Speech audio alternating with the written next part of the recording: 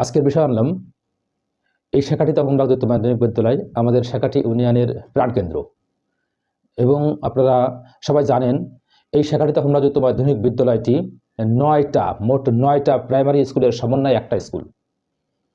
যে স্কুলটা প্রায় 750, 800, 900 স্টুডেন্ট নিয়ে প্রত্যেক বছর রান করে। এই প্রাইমারি স্কুলগুলোর মোটামুটি সবগুলো স্কুল থেকেই স্টুডেন্ট মেজরিটি পার্সেন্ট এখানে চলে আসে। তাতে করে দেখা যায় প্রত্যেক বছরে 6.5, 7, 8, 9 এরকমের 8+ স্টুডেন্ট থাকে এখানে। আমার কথা হচ্ছে এই স্কুল এই যে 8টা 9টা প্রাইমারি স্কুলের সমন্বয়ে একটা প্রতিষ্ঠান শুরু করলো জানুয়ারি মাসে। ষষ্ঠ শ্রেণীতে যে সমস্ত স্টুডেন্টরা ভর্তি হয় তারা সবাই প্রত্যেকটা স্কুল থেকে 1, 2, 3 রোল নাম্বার প্রত্যেকটা স্কুলের আছে। তা আমি 7টা ধরলাম, 9টা বাদ দিলাম, 7টা স্কুল ধরলাম। এই 3 7 21টা GPA 5 প্রাপ্ত স্টুডেন্ট প্রত্যেকটা প্রাইমারি থেকে এসে এখানে ভর্তি হচ্ছে বছরের শুরুতেই। 21টা স্টুডেন্ট GPA 5 রেজাল্ট 5 ক্লাস 5 থেকে নিয়ে এখানে এসে ভর্তি হলো। এই 21 জন স্টুডেন্ট ভর্তি হওয়ার পর 6 পড়লো, 7 পড়লো, 8 পড়লো, 9 পড়লো, 10 পড়লো। এই 5টা বছর এই জায়গার একটা ফুল ডিপার্টমেন্ট স্টুডেন্ট তাদেরকে শিক্ষা দিচ্ছে, ইনপুট দিচ্ছে, তাদেরকে বই পড়াচ্ছে, মেধাকর্মী অনুসারে মূল্যায়ন করতেছে, মডেল টেস্ট দিচ্ছে, তাদের কাছ থেকে টাকা পয়সা সাজেশন চার্জ কোনো কিছুতেই কম নিচ্ছে না। ধরে নিলাম কোনো কারণে 2-5টা স্টুডেন্ট ঝরে গেল, তাই মিনিমাম 17 বা 15 এরকম স্টুডেন্ট GPA 5 পাওয়া দরকার ছিল শাখাটি স্কুল থেকে। অথচ সেখানে দেখা যাচ্ছে যে বছরের পর বছর GPA 5 কোথাও একটাও নেই, কোথাও দুটো, কোথাও একটা, এই অবস্থায় চলে আসছে স্কুলটা। কেন এরকম হয়? কেন? এই কেন প্রশ্ন সমাধানের জন্য এখন আমার এই ভিডিওটা করা। এটা হয় একটা কারণে। কারণটা হচ্ছে এই জায়গায় যে স্কুল আছে এই স্কুলের বেশিরভাগ মাস্টার হয়ে গেছে, পেশাজীবী হয়ে গেছে, এরা পেট পূজা করার জন্য এখানে আসে। আসলে শিক্ষকতা কিন্তু কোনো চাকরি না, শিক্ষকতা কোনো চাকরি না। আপনি সমাজবিজ্ঞান পড়ে দেখেন, সেখানে শিক্ষকতা, ডাক্তার এগুলো কোনো চাকরির ভিতরে পড়ে না। এগুলো সেবামূলক প্রতিষ্ঠান, সেবামূলক কাজ এগুলো। আমার ছেলেটা স্কুলে যায়, আপনার ছেলে স্কুলে যায়, আর একজনের মেয়ে স্কুলে যায়, এরা কারো সন্তানকে নিজের সন্তান মনে করে না। এরা সবাই এখানে আসছে পলিটিক্স করার জন্য, গ্রুপিং লবিং করার জন্য, এখান থেকে বেতনের অংশ নিয়ে খেয়ে মোটামুটি নিজের উদারপূর্তি করার জন্য এখানে সবাই আসে। এরপরে সুযোগটা আমরাই করে দিচ্ছি, আমরা সবচেয়ে খারাপ। সুযোগটা আমরা কিভাবে করে দিলাম? এখানে শাখাটি স্কুলে যে ম্যানেজিং কমিটি নির্বাচন হয়, দ্বিবার্ষিক হোক আর ত্রিবার্ষিকী হোক, এই ম্যানেজিং কমিটিতে যে কুতুব যখন আসেন, সেই কুতুবের একমাত্র কাজ থাকে বিগত কমিটি কি কি ভুল করে গেছে, কোথায় কোথায় ঘাবলা বানা রেখে গেছে, সেই ঘাবলাগুলো খুঁজে বের করা। এই বিগত কমিটির ঘাবলা খুঁজে বের করতে করতে ওনার 2-3 বছর শেষ, উনি আর কিছুই করতে পারেন না। প্রত্যেকটা বছর তো এই দেখতেছি যে একটা কমিটি বিদায় হচ্ছে আর একটা কমিটি আসতেছে, তার নতুন কমিটি এসে সে তার পরিকল্পনা অনুযায়ী বাস্তবায়ন করার দিকে এগোবে কি, উনি বারবার করে খুঁড়ে বের করে কোথায় কোন গর্তে কোন সাপ লুকায় আছে। বারবার একটা জিনিস প্রমাণিত হচ্ছে যে কমিটি নতুন আসে আর পুরাতন কমিটির কাজগুলো চর্চা করতে করতে ওরা মেয়াদকাল শেষ, কিছুই করতে পারেন না। মাঝে পড়ে কিছু গচ্ছিত টাকা, ইনস্ট্যান্ট ইনকাম, সেজার চার্জ, পরীক্ষার ফিস, পরীক্ষার থেকে লব্ধ টাকা, বাৎসরিক বেতনের থেকে লব্ধ টাকা, এই সমস্ত কিছু ভাগ বাটোয়ারা খেয়ে চাবিড়ি সিগারেট খেয়ে দিন শেষ। তাহলে আপনার আমার ছেলে মেয়ের দিকে এই কমিটি কি খেয়াল করবে? লেখাপড়ার উন্নয়ন হলো কিনা, প্রতিষ্ঠানের উন্নয়ন হলো কিনা, কোনো কিছু তারা দেখেন না। ওনারা দেখেন শুধুমাত্র গত কমিটি কি করে গেছে, সেখান থেকে কি ঘাবলা খুঁজে বের করা যায়। ঘাবলা ধরার জন্য কমিটি আসে এখানে, উন্নয়নের জন্য কোনো কমিটি এখানে আসে না।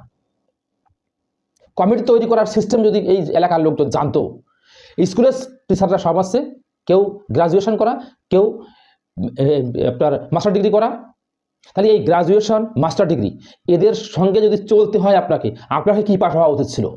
কিছু যোগ্যতা আপনার আছে? আপনি ম্যানেজিং কমিটিতে বারবার ফিরে আসেন, কি ছেড়ার জন্য এখানে আসেন, কি খাওয়ার জন্য এখানে আসেন? সেখানে স্কুলটা শেষ করে ফেলেছেন আপনাদের মতো লোকজন থাকে। এই স্কুলের অস্তিত্ব আছে এখন আর? এই আত্মীয়করণ, এই মামু প্রীতি, ওই একটা কথা আছে না, মামু যদি রিফারি হয় ঠেলে খেললে ফাউল হয় না। তাই আজকে শাখাটি স্কুলের এই ন্যাক্কারজনক কাজের পিছনে আপনারাই দায়ী। একটা সরকারি আধা সরকারি প্রতিষ্ঠান রাষ্ট্রীয় যে আদেশ আছে সেটাকে অমান্য করে উনি তো এই ধরনের কাজে অভ্যস্ত আগের থেকেই, যে এই সমস্ত কাজ করলে কিছু হয় না। এর চেয়ে বড় বড় কাজ করে উনি হজম করে গেছেন, তো উনি তো এর চেয়ে বড় বড় কাজ করে হজম করে গেছেন। আজকে এটা তো মামুলি ব্যাপার, ধরে বসছেন, আজকে এটা সময়ের কারণে ধরা পড়ে গেছে। এর চেয়ে বড় বড় কাজ করে দেখা গেছে যে আমারও মামু রিফারি, আমি ঠেলে খেলি ফাউল হবে রানে, কিন্তু এবার ক্ষমা পাইনি, তাই আজকে এই অবস্থা দাঁড়ায় গেছে। বুঝতেছেন কোথায় গেছে? এবার আসেন আর একটা বিষয়ে, সাইকোলজি দর্শন বিষয়ে আসি। স্টুডেন্ট পড়াইতে গেলে প্রতিটা শিক্ষকের মাঝখানে, প্রতিটা টিচারের দিমাগে সাইকোলজি থাকা লাগে, দর্শন থাকা লাগে। দেখান তো শাখাটি স্কুলে কোন টিচারটা, এরা শিক্ষকতা করার চাকরি পাওয়ার পরে কেউ বিএড করে, কেউ এমএড করে, কেউ বিশেষ বিশেষ ট্রেনিং করে। এখানে শিক্ষকতা করার জন্য, ছেলে মেয়েদেরকে রিসার্চ করার জন্য, ছেলে মেয়েদেরকে রিয়েলাইজ করে তাদেরকে টিচিং দেওয়ার জন্য দর্শন বিষয়ে কটা টিচার লেখাপড়া করেছে? কটা টিচারের মধ্যে দার্শনিক জ্ঞান আছে? ছেলে মেয়েদেরকে স্টাডি করে, কি চায় ওরা, ওদের চোখের ভাষাটা কি, ওদের কার্যক্রম কোন দিকে মুভ করতেছে? একজন টিচারও নেই দর্শন লেখাপড়া করা নিজে নিজে, একজন টিচারও নেই পরে সন্তানের উন্নয়নের জন্য, উন্নতির জন্য, তাদের ভালোর জন্য নিজের বাড়িতে লেখাপড়া করে। একটা স্টুডেন্ট অফ টিচার আপনি খুঁজে পাবেন না। কিছু পুরুষ টিচার আছে লবিং করার জন্য, গ্রুপিং করার জন্য, পলিটিক্স করার জন্য, নিজের ক্ষমতাকে বাস্তবায়ন করার জন্য। এটা আমার শ্বশুর বাড়ির এলাকা, এটা আমার জামাই বাড়ির এলাকা, এটা আমার আত্মীয় এলাকা, এই স্কুলে আমার অমুক ছিল তমুক ছিল, ব্যাস ব্যক্তিগত আস্ফালন করার জন্য এখানে আসে। এদের একমাত্র কাজ হচ্ছে নিজের পেট পূজা করা আর ক্ষমতার বহিঃপ্রকাশ করার জন্য বিভিন্ন কার্যক্রম করা। এই আছে এই জায়গায় শিক্ষকদের একমাত্র কাজ। শ্রেণীর শিক্ষকের কাছে আমি গেছি বেতন দেওয়ার জন্য, বছর শেষে শ্রেণীর শিক্ষক বলতেছে কোন ক্লাসে পড়ে, আমার সামনে আমি বানাই বলতেছি না, একদম প্রমাণ চাইলে প্রমাণ দেওয়া যাবে। শ্রেণী শিক্ষক বলতেছে এর নাম কি, এর কোন ক্লাসে পড়ে, ও জানে না। শ্রেণী শিক্ষক তার মানে প্রতিদিন রোল কল করে, সে শ্রেণী শিক্ষক আমার ছেলের নাম জানে না, সে কোন ক্লাসে পড়ে তাও জানে না। এভাবে যদি 6, 7, 8, 9, 10 পর্যন্ত লেখাপড়া করে হয়তো আল্লাহ ভালো করে পাস করে চলে যাবে, তখনও পর্যন্ত আমার ছেলের নাম জানবে না, তখনও পর্যন্ত জানবে না কোন ক্লাসে পড়ে। এই আছে শিক্ষকদের বর্তমান হাল। সাইকোলজি তো বহুত দূরের বিষয়। এই জায়গার শিক্ষকরা আমি নিজে সরজমিনে যে দেখেছি, এরা অফ পিরিয়ডে বসে পড়ে মোবাইলে গল্প করে, একভাবে অনারাল গল্প করে, ফেসবুক চালায়, মহিলায় বসে পড়ে মানে পাশাপাশি করে। এই শেখাটি স্কুল সম্বন্ধে বলতে গেলে, এর বায়োগ্রাফি বলতে গেলে আপনি বমি করে দেবেন। শেখাটি স্কুলটা কোথায় পৌঁছাচ্ছে এলাকার লোকজনে। টিফিন পিরিয়ডে বেশিরভাগ স্টুডেন্টকে আপনি খুঁজে পাবেন ওই সেনবাগানে, ওই কামারঘাটে, ওই হসপিটালের রোডে, সিপাই চাপাই গলিতে। একটা টিচার তাদের খোঁজ খবর রাখে না। কি হালে তারা স্কুলে আসে, কোন হালে টিফিনে কোথায় যাচ্ছে, কি করতেছে, মাঝখান থেকে হারাই গেলেও ওরা বলতে পারবে না কোথায় চলে গেছে। কমিটি আসে কমিটি যায়, কমিটি আসে কমিটি যায়, পাঁচিল পর্যন্ত এ পর্যন্ত করতে পারেনি, ছিঁড়তে সব কমিটি হতে আসে। কমিটি মানে কি, ওই গায়ের থেকে দুধ দোয়ানোর জন্য এখানে আসে বারবার কমিটি, ফিরে ফিরে রস পাওয়ার জন্য আসে। এখানে কেউ কারো ছেলেমেয়ের উন্নয়নের জন্য আসে না। স্কুলের বিল্ডিং, স্কুলের শিক্ষা পরিবেশ, স্কুলের যাবতীয় সিস্টেম, কোনো কিছুর ডেভেলপমেন্টের জন্য এখানে কেউ কমিটিতে হতে আসে না। এখানে আসে শুধু গায়ে দুধ দোয়া খাওয়ার জন্য। এটা অতি সত্য কথা, বাস্তব কথা। আমার কথাটা আপনাদের অপ্রিয় হতে পারে, কিন্তু এটাই বাস্তব। আমি কিন্তু একদম মূর্খ না। মোটামুটি বাংলাদেশের এডুকেশনাল একাডেমিক লেখাপড়া যেটুকু আছে সে পর্যন্ত আল্লাহ আপনাদের আমার পৌঁছা দিয়েছে। আমি বুঝি এগুলো, অ্যাডমিনিস্ট্রেশন কীভাবে চালাইতে হয় এটা আমার দেমাগে আছে, আমি বুঝি এগুলো। কিন্তু আমাদের এখন নেবে না ওখানে, আমাদের কখনোই নেবে না, যাবো না আমি ওখানে। কারণ নোংরা পচা জায়গা, যে আমি আবার চরিত্র নষ্ট করবো নাকি। ও জায়গাটা ঠিক করতে গেলে এখন ওই বাথরুমে সুইপার লাগবে ঠিক করতে গেলে, ওই স্কুলে যে পরিবেশ হয়ে গেছে। একটা স্কুলের মাস্টার হতে গেলে কতটুকু কোয়ালিটি সম্পন্ন হতে হয়, শুধু একাডেমিক সার্টিফিকেট পাই থাকলে হয় না। একাডেমিক শিক্ষক হতে গেলে, বিশেষ করে মাধ্যমিকের একাডেমিক শিক্ষক হতে গেলে তাকে অবশ্যই সাইকোলজি লেখাপড়া করা লাগে। ন্যূনতম ব্যক্তিগতভাবে, একাডেমিকভাবে না হলেও ব্যক্তিগতভাবে পড়তে হয়। স্কুলের যে ক্লাস করাতে হয় তার বই স্টাডি করতে হয়। বিশ্বাস করবেন না তো আমার কথা, তাহলে বিশ্বাস করার একটা লাইন বলে দেখেন। যেদিনকে আপনার সন্তান ওই স্কুলে পড়ে, ওই স্কুলে যে পড়াটা আছে, মনে করেন আপনি বললাম ইসলাম শিক্ষার কথা বলি, বিজ্ঞানের কথা বলি, ইতিহাসের কথা বলি, যে কোনো একটা বই আপনি ধরবেন, যে মনে করেন আজকের পড়াটা কি। ওই পড়াটা ধরার পরে আপনি ক্লাসে যে ওই শিক্ষকের সঙ্গে সুসম্পর্ক নিয়ে বলবেন যে স্যার আজকের পড়াটা কি আছে ক্লাস 7 এর ক্লাসে, ও কিছুই বলতে পারবে না। ক্লাসে যে ছেলেমেয়েদের কাছে শুনবে, শুনে তারপরে ওইখান থেকে আরও আন্দাজে পড়াশোনা করে চলে আসবে। ছেলেমেয়েরা পড়তে ভালো পারো না পারলো ওই 2-5 জন সামনে থাকে, রোল নাম্বার 1, 2, 3 ভালো স্টুডেন্ট থাকেই, জন্মসূত্রে কিছু মেধাবী আছে, বাপ মার টেক কেয়ার কারণে হয়ে গেছে, ওইগুলো নিয়ে এই মজা করে টেনে বাকিগুলো নিয়ে কৌতুক করে চলে আসে। এই আসছে স্কুলের টিচারদের লেখাপড়া করানোর যোগ্যতা। আর এই সুযোগটা পাচ্ছে কেন? ক্লোজ মনিটরিং নাই টিচারদের, কারণ কমিটি বেহাল দশায় চলে সবসময়। কমিটি আসে আগের কমিটির ভুল ধরার জন্য, নিজে কিছু ইনকাম করে পকেটে রাখার জন্য। এই আছে কমিটির মূল কাজ। তো এখন এর থেকে বেরোয় আসতে গেলে উপায় কি? আপনাকে সামনে আসতে হবে। আপনি কি পাস? Degree pass?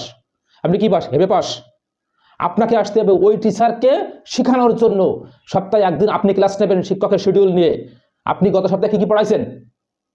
আসেন ভাই আমরা একটু আলোচনা করি, ক্লোজলি তাদের সঙ্গে ফ্র্যাঙ্কলি কথা বলতে হবে। ভাই গত সপ্তাহে কোনটা অনেক শেষ হয়ে গেছে, আমি তো কমিটির লোক, আমার তো কমিটি জানা লাগে। এভাবে স্মুথলি কথা বলে কাছে এগোয় যান।